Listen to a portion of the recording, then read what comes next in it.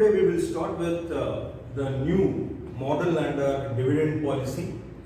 This is also under the theory of relevance, and this is given by Gordon. So it is called Gordon's approach, or it is called Gordon's model. So this is also connected to relevant theory. When the dividend is paid, the value of the share will change. When dividend is not paid, also the value of the share may change. We are talking about value of share or price per share is nothing but market price per share we are talking about, that is P. We will be calculating here when the dividend policy has been adopted by the business, what will be the change in the market price per share. So here Gordon has given a approach.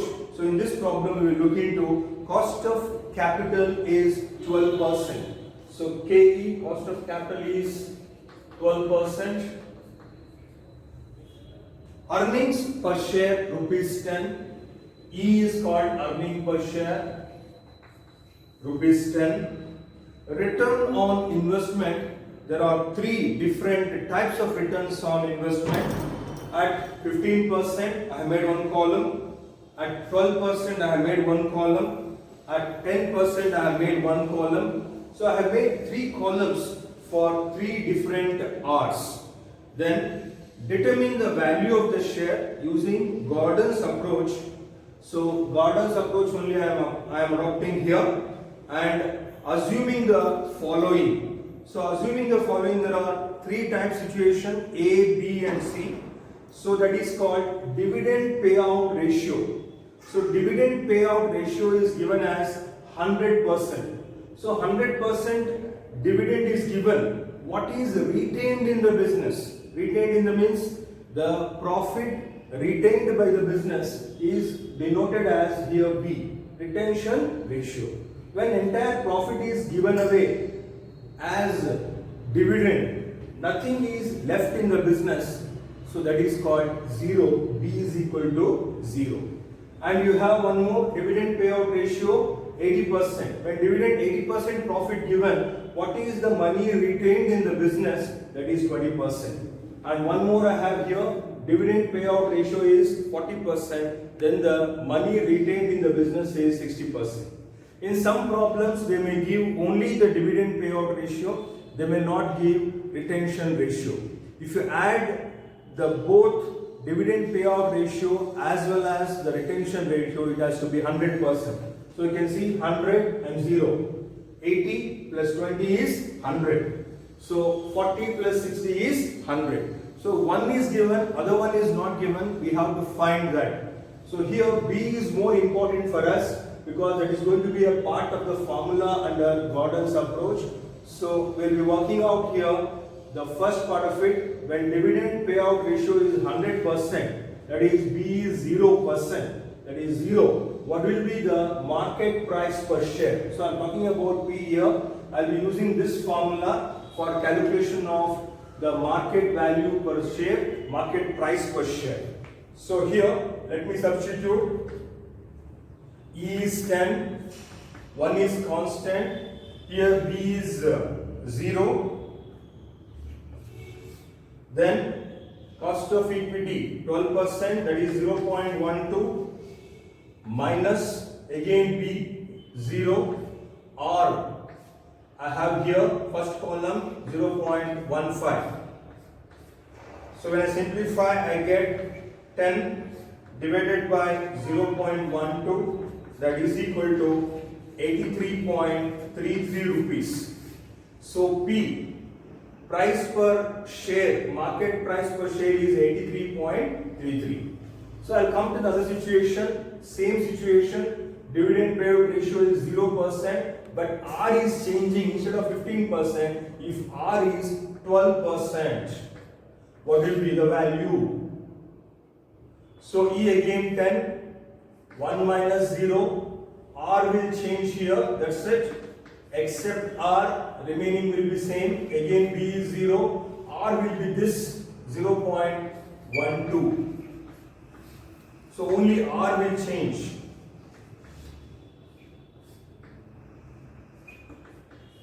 When I simplify again here, I'll get the same market price, that is 83.33, even at 12%.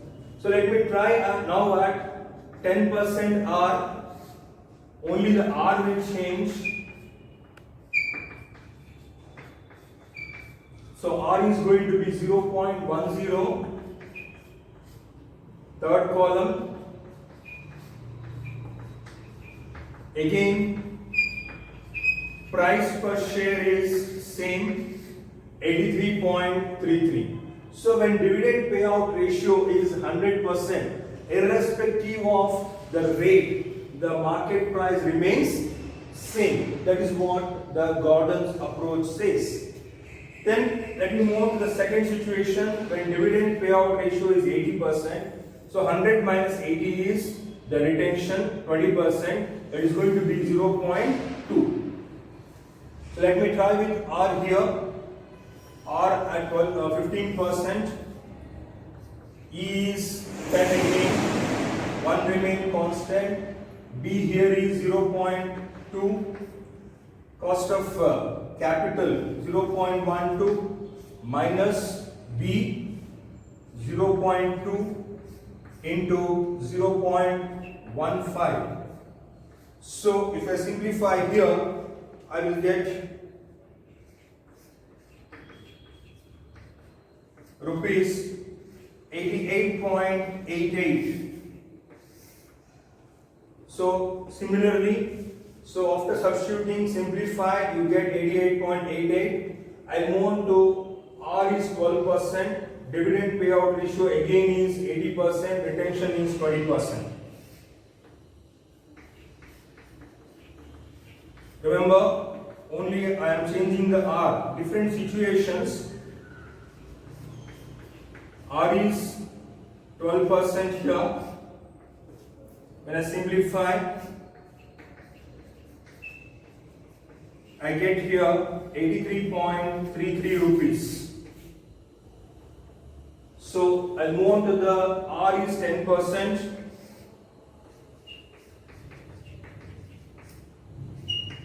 Remaining all will remain constant. Cost of capital remains constant here. So if I simplify here, 8 divided by 0.10, it comes to rupees 80. So when dividend payout ratio is 80%, retention is 20. For different percentage of R, you have different percentage of the different rate of market price per share. Market price per share is not remaining same. So I'll move on to the third situation.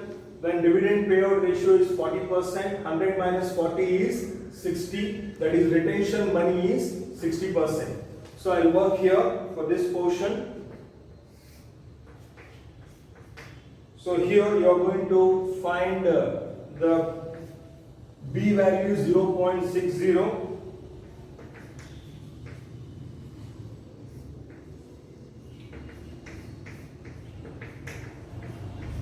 So when I simplify here, I get the value of 133 rupees 33 paisa. So let me try for the third column again. I am continuing the same number of columns here.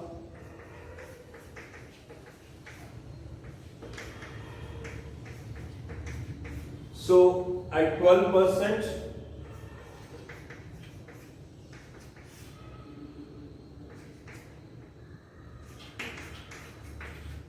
so the market price per share here is going to be 83.33. Come to the last one, that is when R is 10%.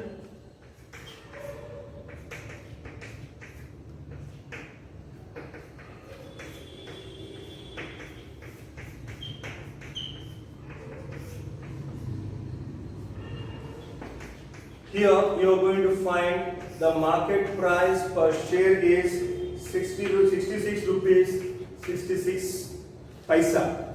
So here you are going to find three different rates. So one is R is more than K.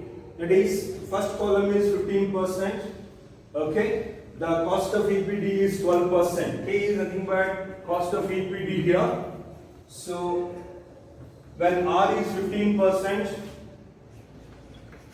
cost of capital is 12%. Here R is also 12%, cost of equity is also 12%. Here rate is 10%, cost of capital is 12%. So these three situations we have worked. We have to observe a very important thing here, that when R is more than cost of equity, what will be the effect? So you can see when dividend payout ratio is 100%, everything is given, all profit is given, 80 rupees. When 20% is retained, the price is increased. When 60% retained, again price has increased from 88.88 to 133. So this is a growth firm basically. The market price per share increases as the dividend payout ratio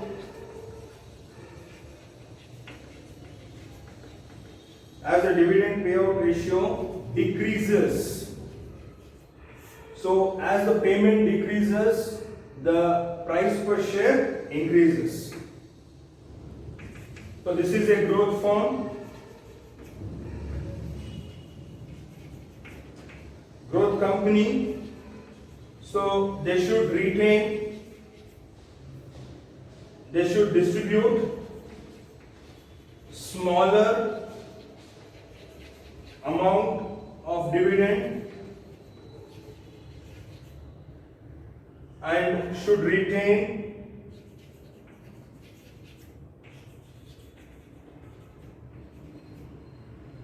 maximum earnings.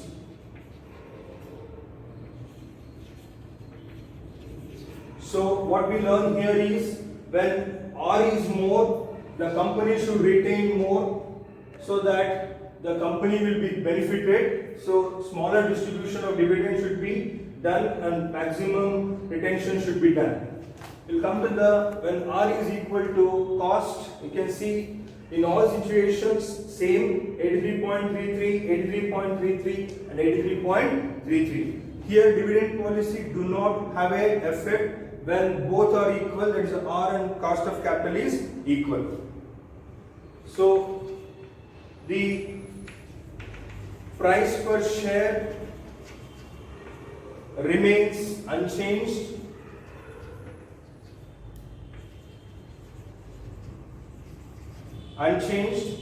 And not affected by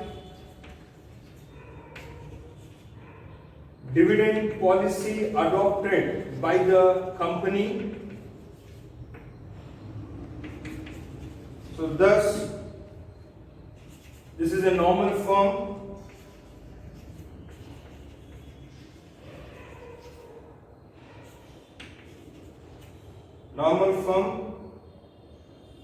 There is no optimal dividend policy.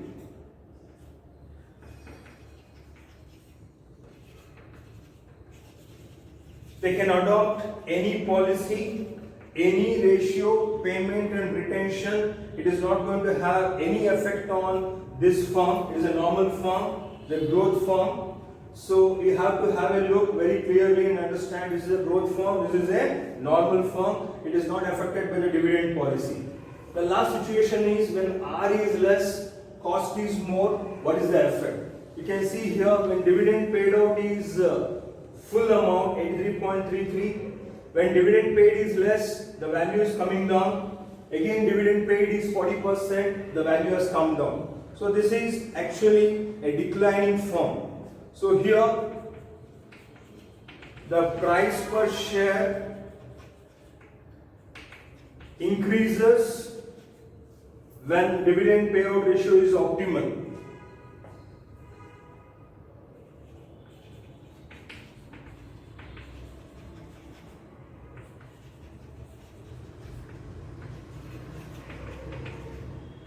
dividend payout ratio increases.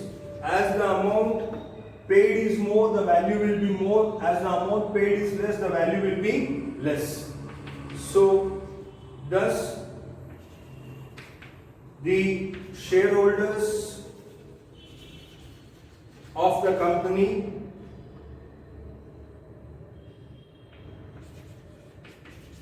so it is a declining form, as I told.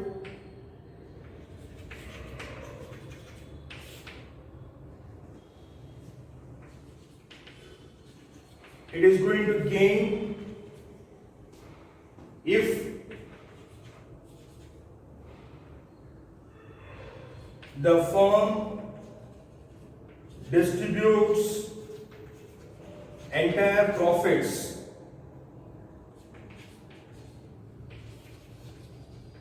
it gives more and more dividend, the value of share will be more.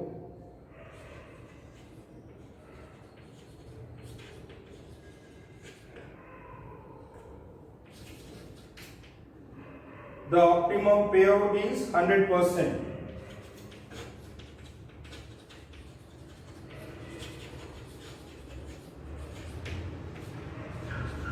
So if the entire amount is paid, entire profit is paid, the value will be more. If the paid is less, the value will be less. So the company has to look into the situation, then they have to decide to pay more dividend or pay less dividend.